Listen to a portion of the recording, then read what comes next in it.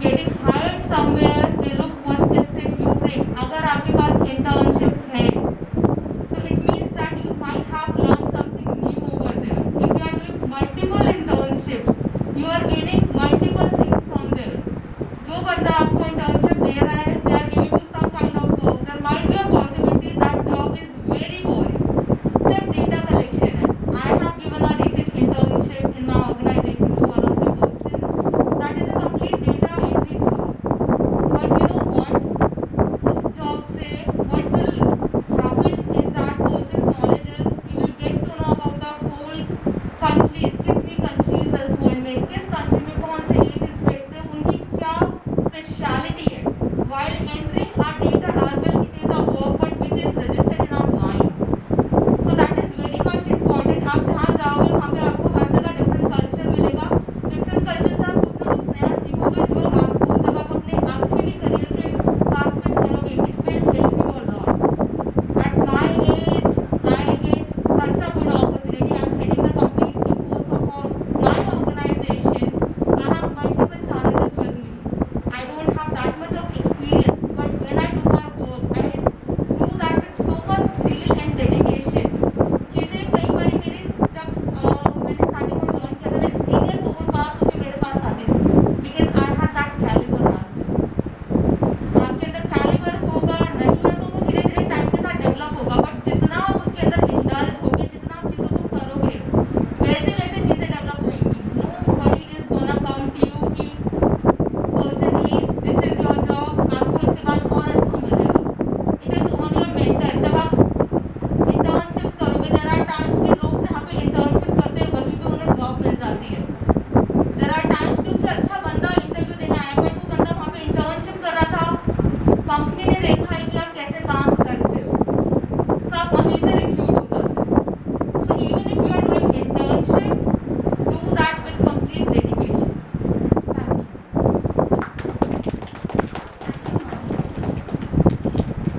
अगर आप professional growth की बात करें तो हमें लाइफ में एक्सपोजर चाहिए होता है.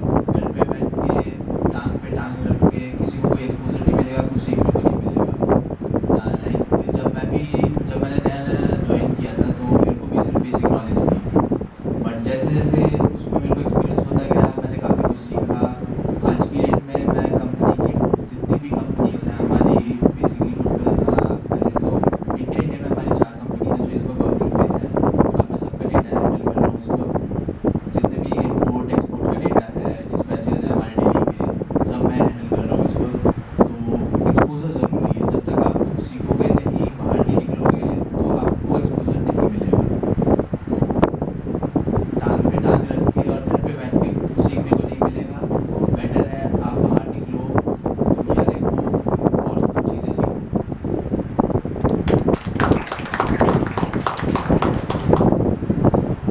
मैं प्रोफेशनल डेवलपमेंट और ग्रोथ के बारे में ये सजेशन देना चाहता हूँ कि सबसे पहले अगर मैं इंटर्नशिप की बात करता हूँ तो मैंने टेक्यू प्राइवेट लिमिटेड में इंटर्नशिप की थी digital marketing in the year of 2020. तो वहाँ मुझे बेसिक नॉलेज मिली डिजिटल मार्केटिंग की, एफिलिएट मार्केटिंग क्या है, सर्च इंजन ऑप्टिमाइजेशन क्या है, मतलब ये सारी बेसिक नॉलेज थी. ठीक है, बट मेरे को बाद में पता चला कि अगर डिजिटल मार्केटिंग में ग्रोथ कर ले तो हमें इसका कोई प्रॉपर क्रैश कोर्स या फिर कुछ डिग्री होगी, नैनो डिग्री होगी, तभी हमें डिजिटल मार्केटिंग में ग्रोथ होगी. बट ये बेसिक नॉलेज के थ्रू मेरे को मतलब काफ़ी हेल्प मिली. जैसे मैं अभी करंटली वर्किंग हूँ बजाज एलायंस में लाइफ इंश्योरेंस में. वहाँ पे बेसिकली टीम हैंडलिंग का काम है. अप्रॉक्स अप टू 30 एजेंट्स हैं अंडर में जिनको हैंडल करना होता है, डेली बेसिस पे रिपोर्ट लेना. ये तो एजेंट्स जो है उनसे काम निकलवाने के लिए कहीं ना कहीं डिजिटल मार्केटिंग जो मैंने इंटर्नशिप में नॉलेज दी थी वो फायदेमंद होती है.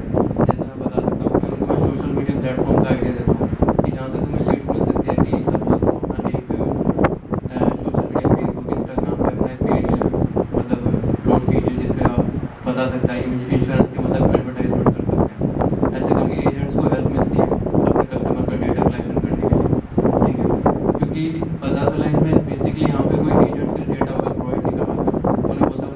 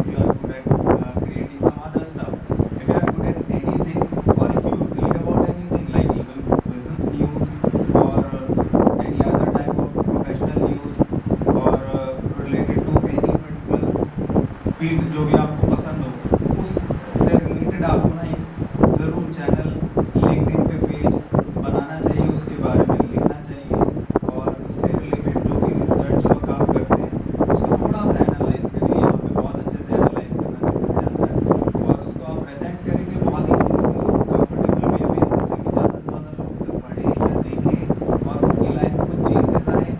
Definitely it will increase your value in the market, in the people's life. जिसके पास भी आप काम करने जाना चाहते हैं या फिर जिससे आप काम चाहते हैं, आप चाहे क्लाइंट बनाना चाहें या फिर आप चाहें कि मैं इनके साथ काम करूं, तो डेफिनेटली उनकी आंखों में नज़र आएगा आपके काम। कई लोग बहुत टैलेंटेड होते हैं, कई लोग अपना काम जानते हैं, बहुत नॉलेजेबल भी होते हैं, बट वो ना अगर प्रेजेंट नहीं कर पाए, एक लंबी हिस्ट्री नहीं क्रिएट कर पाए ट्रस्ट की अगेन, तो कोई बड़ा आदमी, कोई बड़ी कंपनी उसको हायर नहीं करना पसंद करती है, उसके साथ काम नहीं करना पसंद करती। तो लिंक्डइन, इंस्टाग्राम या यूट्यूब बहुत अच्छा प्लेटफॉर्म है जिसके अंदर आप अपने प्रोफेशनल स्किल्स जो भी आप सीखते हैं, जो भी आप पढ़ते हैं, जिस भी फील्ड के बारे में पढ़ते हैं, आप छोटा छोटा क्रिएट करके डालिए और आप न्यू जनरेशन को इसके साथ बहुत ही इंटरमिंगल होना ही पड़ेगा। There is no option, because marketing में हम लोग क्या सीखते हैं, वहाँ मार्केट करना चाहिए जहाँ पे ज़्यादा से ज़्यादा आंखें हैं, ज़्यादा से ज़्यादा लोगों का अटेंशन है।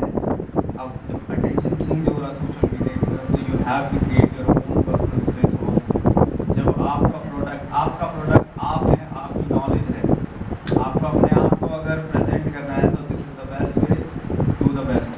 और पर्सनल ग्रोथ के लिए आपको डेफिनेटली कोई भी वाइड वैरायटी ऑफ फील्ड्स के बारे में पढ़ना चाहिए या देखना चाहिए या उसके बारे में डिस्कस करना चाहिए, whether it could be cultural stuff, music stuff और एनीथिंग। मतलब एक मेरा दोस्त है जो हेयर स्टाइल में बड़ा इंटरेस्टेड रहता है, तो हेयर स्टाइल मैगजीन में पढ़ता है, but he is a consultant in an company also.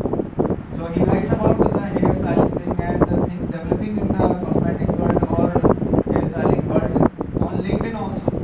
So he also getting some clients from the beauty industry, some people who are in hair styling products.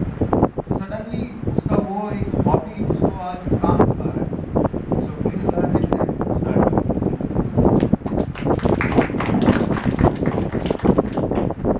Our next question is, discuss any outstanding assignment which you were able to perform in your job profile.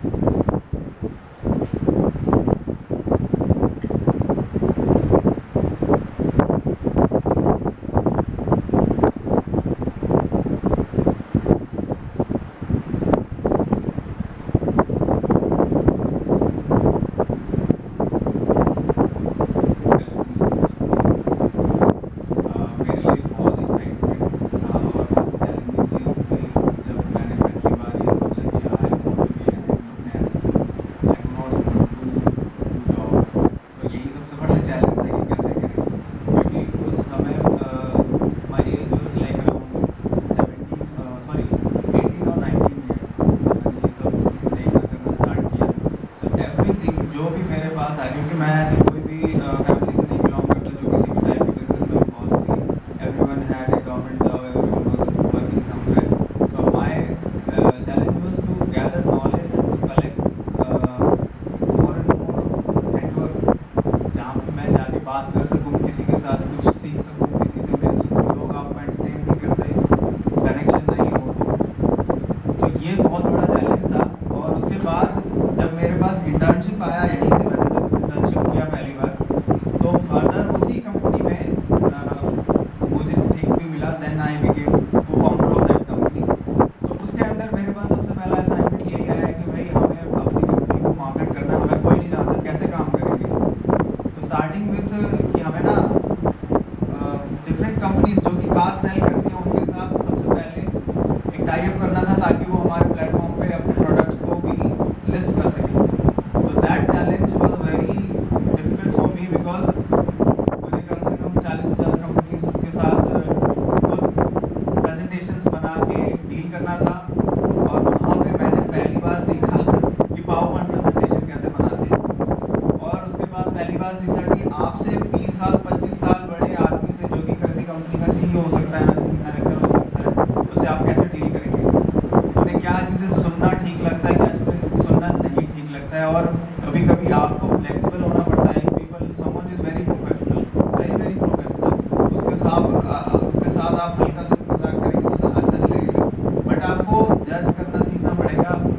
सामने वाले का behaviour कैसा है, चाहे वो आपसे senior हो या जूनियर हो, और उसी के हिसाब से अडेप्ट करना। This was the major challenge, जिसके अंदर flexibility of adaption with different kind of people to get your work done, that was the biggest challenge. और टाई-अप्स इसी की वजह से हुए और उसमें बहुत कुछ सीखा and finally it work.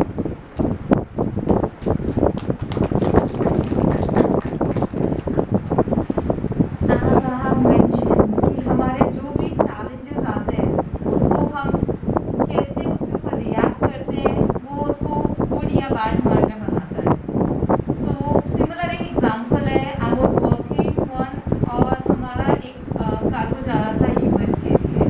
So I'm taking care of the complete overseas for my organization, so I had the responsibility कि अगर इंडिया से बाहर कोई cargo है उसका स्मूथ ऑपरेशन होना है, डिलीवरी होना, that is my part of job.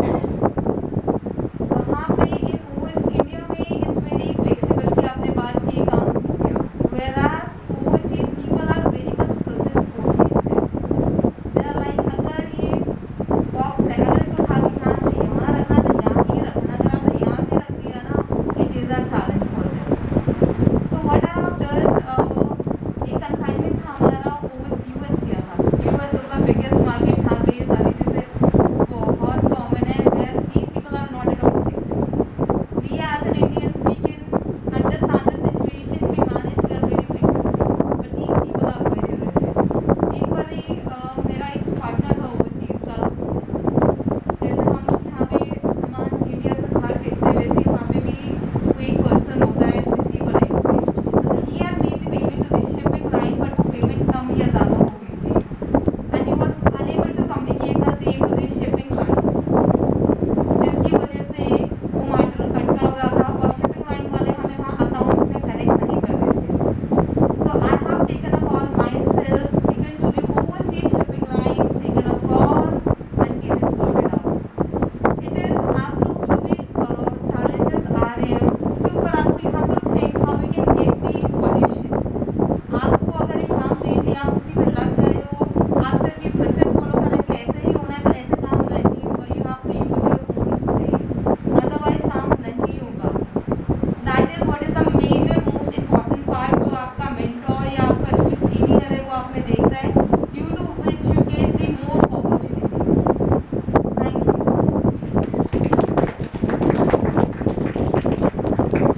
Could you please order the question?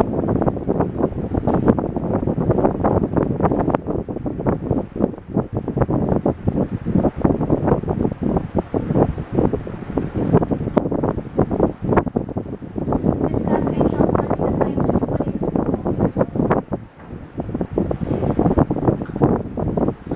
अगर मैं असाइनमेंट्स की बात करता हूँ तो मैं एक